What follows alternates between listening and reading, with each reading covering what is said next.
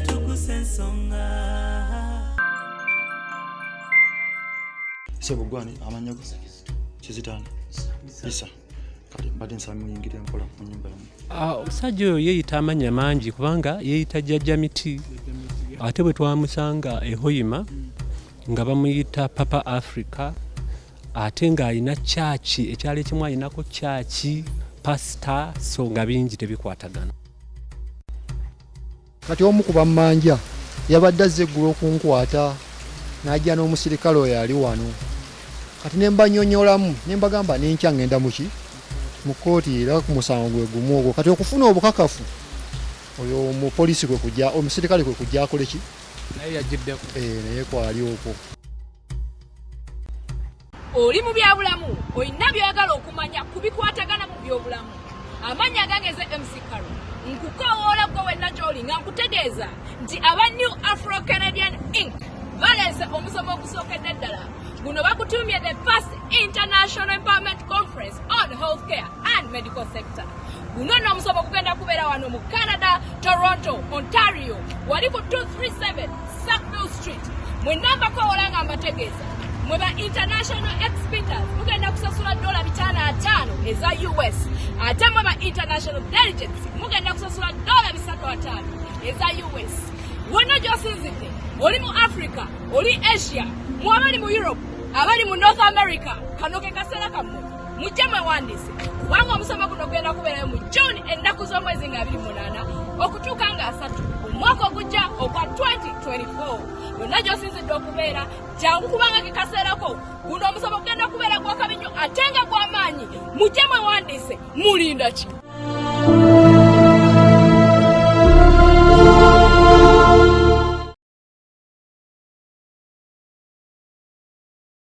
Have you always imagined earning money while taking care of your family at the same time? If you're from Africa and reside in America, UK, Canada, or Europe, well, this can be made a reality with online business. Achieve the freedom and flexibility you desire, whether you're a stay-home mom or seeking to take control of your life again. Discover a way to kickstart your journey to become your own boss with a successful online business. You work from home or anywhere and spend time with your family or even travel under your own terms. With a proven automated system that does the back-end work for you, no need to be tech savvy, no need to be skeptical because you're able to file your taxes. Also, coaches and mentors help you through your journey to success. For more information, visit www.sheilainspirecircle.com or WhatsApp or call +177 444 12640. SB4 Media. Tuggussa Enssonga. Ku Sb4 Media Tuggussa Enssonga nga tutabasuubiza nti ennaku z'omwezi 6 tujja kubanga tukoma wano mu kkooti era nga tusinzidde ku kkooti y'e Nabweru olw'omusango gwe tuzze tugoberera ogwa jjajja oli Omufere Eyafera famire nyingi nnyo za Eyafera naye nga ffe be twakwatagana nabo abeera jjajja gwe Eyafera. So famire nje twakwatagana nayo okulaba nga tulondoola ensonga eno paka twakoma okubeera wano ne bamuzzaayo ne batusuubiza nti bagenda kumubanga bamukomyayo ennaku z'omwezi nga 6. So leero tuzze okumanya biki ebigenda okuva mu kkooti, addayo asasula ssente oba ateebwa. Tulengeddeko looya we naye yatuuse dda, tulengeddeko nabo abali ku sayidi ye naye naffe yatusimbudde era omukulu ono yakiwomamu omutwe. Ensula nungi taata pozi eyo webale kukwata budde nammwe mwebale kubanga mukwata obudde. Kkooti ya leero kikyosuubira? Ekisooka abalabi ba SB4 Media mbalamusiza mwenna. Kkooti ya leero nsuubira justice era ekimbiriza ku musango guno kubanga ngugoberera paka kwe kulaba nga ekyalo n'abantu abakosebwa enakawuka nankonge bafuna obwenkanya. So nga kyekindeese wano kubanga omusibe bamuzizza olunaku lwa leero nga 6 omulamuzi lwe yasuubiza nti ajja kuba akomawo. Omusibe yeetajja jjaani? Omusajja oyo yeeyita amannya mangi kubanga yeeyita jjajja miti ate bwe twamusanga ehoyima nga bamuyita papa Africa ate ng'alina kyaki ekyalo ekimu alinako kyaki pasita so nga bingi tebikwatagana. So gwali eyo naga nti abasawo b'ekinnansi bangi naye abafere basinga obungi omufere asobola okujja nabba ekyalo kyonna kiramba n'ababba mwenna n'asenguka n'agenda ewalala ono yamala okubba ate n'agenda bamwakankulawo emeeyo nga te yazimba noyingira ali mu kubba.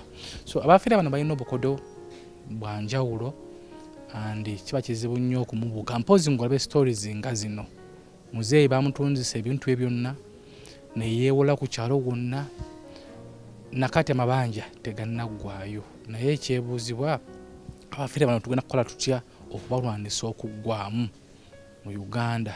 Tulina kwebeereramu ogende ew'omusawo natandika ogendedde ekizibu kirala ate nakuyingizamu ekizibu ekirala manya nti oyo mufere bangi mugenda ku basawo nga gwowera omutwe gukuluma natandika mbatereeta box ate mu box mulimu simanga sente zo babbi abantu bangi naye tulabe program zinga zino tujja kubuuka.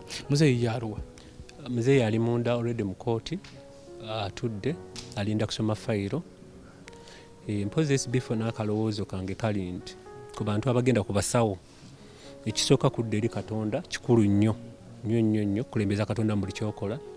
N'ekyokubiri beeranga n'ekirowoozo ti omusawo yakugambye nti ngenda kuwa obugagga lwaki yeetabwerogerako n'asooka afuna obugagga obwo. Kitegeera kati buli wogenda nti kuwa ssente ate ng'akusaba ssente lwaki gwe teweebiiriramu. Kino nga bwe nayogera nti sisalira mukulu wange musango okusinziira abafere bano omufere ono engeri gye twamukwatamu na biki bye yatunyumiza byeyogera bingi nnyo katambi kakasooka wabiwulira simusalira musango. Naye kye njagala okulaba nti abantu abasukka mu 40 babanja ssente zaabwe nakawuka nankonge be yabba bafuna obwenkanya. So katusubire ebigenda okuva mu kooti tusabe Mukama abeere nga ate omulamuzi omusango guno salamu bwerufu. Nze muzukulu wa Kabajja tugenda kubanga tukutwalako mu kooti tulabe ebinaavaayo. Tuweranga sawa myezi ekiro nga nkubira essimu nga ngamba oli buddawa konze ndi munda tufuluma ko wabwera mfuluma wabwera genda naawe okutoyawo sawa myezi ekiro kuolo nga tuvuddeyo kati nga ngamba sente muzirwisizaayo nnyo.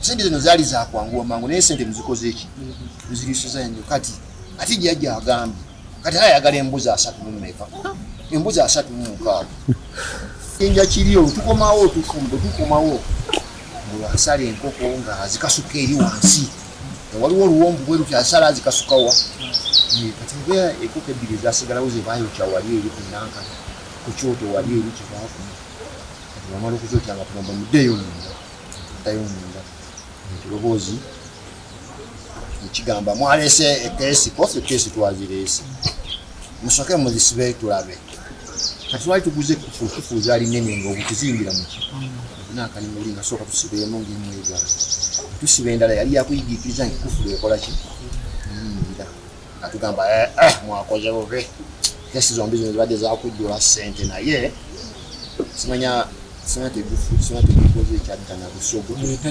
tezifudde addana busogo mugende neeyeemu mujja kugenda neeyeemu nga tuddayo eri ebweru era ng'omusajja oli ayongera okutukola ki okutufalaasira agagamba okuti awo ndowooza wakati awo waliwo omuzannyo gwe bakola nga baddira essente zirimu obaoli yali aziteeka mu kiyinga eri bazissa mu ki eza ddoola bazissa mu keesi eyo kuna muvudde kuza Uganda mulinnya ddoola olwo tuli mu ddoola kati netukimye egingi eyo munange omusajja oli akati atulamu okutugamba okuyingira ogwokubiri ngekirowoozi kikitugamba essente zammwe bazikula essente ziizo ze mufunye naye lwe mulijja obulungi nga muze ne keesi enene mulifuna essente nki ezisinga awo ekeesi mwaleese ento watugamba tusumulawo nga eddoola eri muli baawo mu bulamu bwali okutawo ku ddoola kale nagikwatako naye nga mulundi gumu zaali ddoola 10. tukyali ku SB4 Media Tuggussa Enssonga. Ensonga ya leero mu kkooti tetukkirizibwayo, tetumanyi lwaki, naye era nga bamanyi nti ebyamateeka n'emitendera simanyikaawo, naye leero mu kkooti tetukkirizibwa kuyingiramu. Era nga womanyi naye ekyomukisa omulungi Mzee waffe ono ye akyaliwo ate era nga ye gwe babba.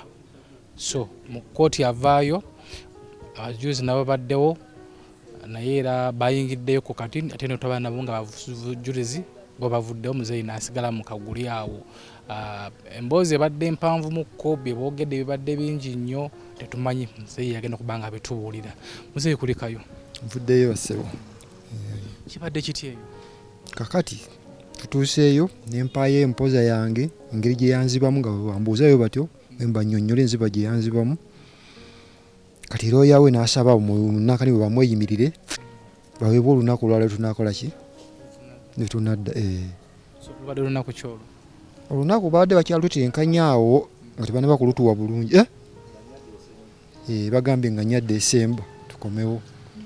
Kitegedde bagenda mmuzzaayo paka nga nnya Desemba? Bagenda mmuzzaayo. Ate mpulidde bagamba ku Lwakuna luno? Olwokuna lwa wiiki eno lwakujja tuteeseganye ne bana ab'eŋŋanda ze, kitegeera baagala tubeerewo ne negotiation tulabe. Naye nga ye agenda kuddizibwa yakomewo nga nnya Desemba? Komewo nga nnya. Kati ku Lwokuna badde bano abantu badde basaba naye ajje abeerewo nga tukola ki, nga twogeraganya. Bwe bigaana addeyo mpaka nga nnya ogw'oku Desemba. So ebibaddeyo mu kkooti bamuwadde olukusa kwewozaako ye? Ye tebamuwadde lukusa kwewozaako. Ye talina kyayogedde? Tadde nakyayogedde kyonna, nze njogedde nzekka. Olwoya we n'asaba bw'agenda atunule mu bino bye njogedde, alabe ebibuuzo by'anambuuzaamu, bwe bityo. Wolowooza kigenda kuggwa kitya? Kati ekintu ekyo kizibu okugyako Katonda yanamanya gye kikola ki, gye kinaggwera. Kizibu kyakuteebereza nti oba bwe kiti oba bwe kiti.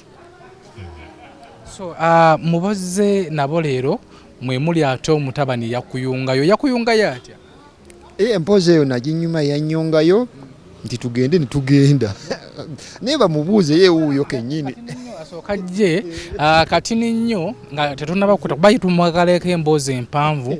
Twagala okufuggaza abafere bano abafera mu ngeri y'ekisabo ekiganda nti ogendayo nabezibu ebyo birala ate bana batandika okugamba nti waliwo bokisi ya ssente.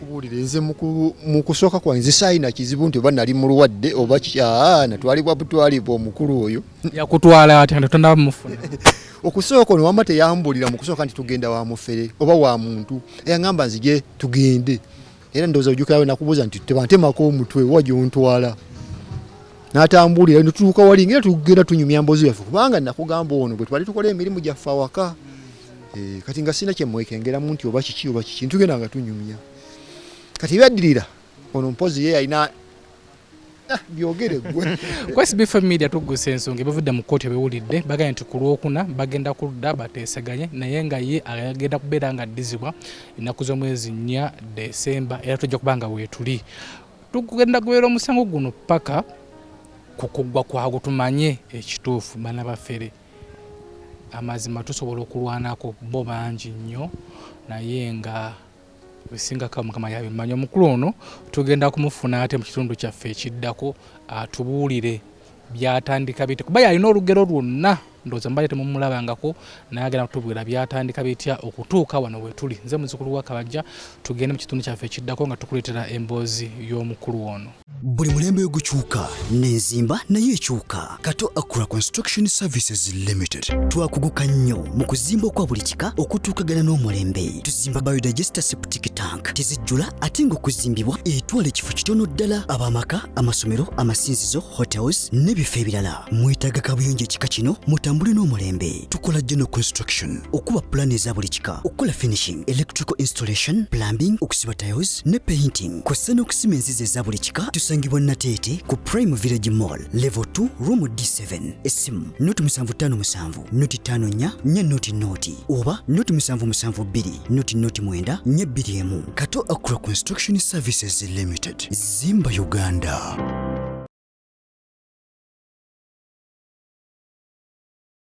Are you interested in upgrading your sleeping and bathing experience? Then Ziwa & Sons is the right spot for you. We sell blankets, bed sheets, duvet covers, bed covers, mattress protectors, mosquito nets, wardrobe or closets, towels, bathrobes, pillows, traveling pillows, cushions, shoe rack, dyeing rack, and ironing boards. Buy all your favorite products online with comfort from your office and workplace, home, hostel at a go from our website www.ziwaansons.com and have it delivered to your doorstep. Call us on 0705 364 749. Ziwa & Sons, where comfort and luxury is a pleasure. Tuggussa Enssonga.